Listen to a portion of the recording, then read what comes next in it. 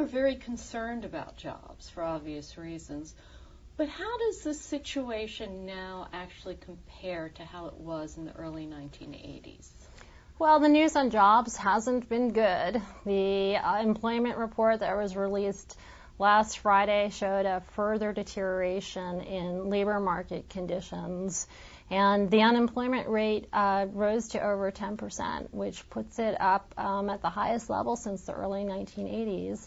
And in fact, we saw payrolls fall further by another almost 200,000 in October, which brings the total decline in employment since the start of the recession to 8 million, which would be the largest decline in employment since the Great Depression.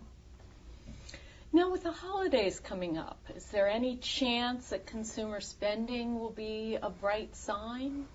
Consumer spending will probably rise during the holidays like it does every year during the holidays.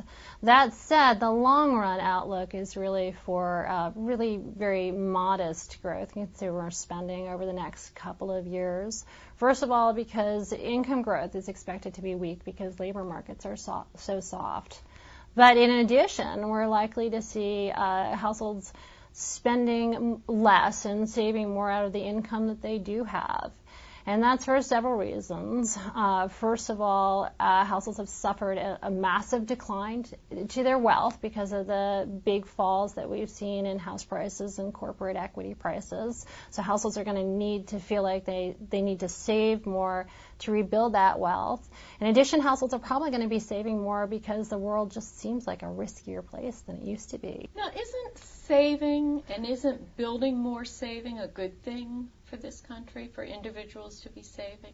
Saving is likely to be one factor that explains relatively modest spending growth over the next couple of years, which should make the recovery slower than it otherwise would be.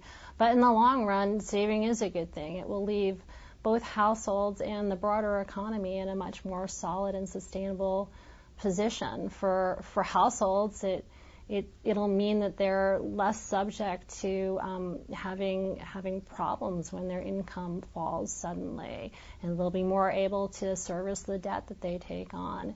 And for the economy as a whole, if we can increase national saving, that will help to rebalance.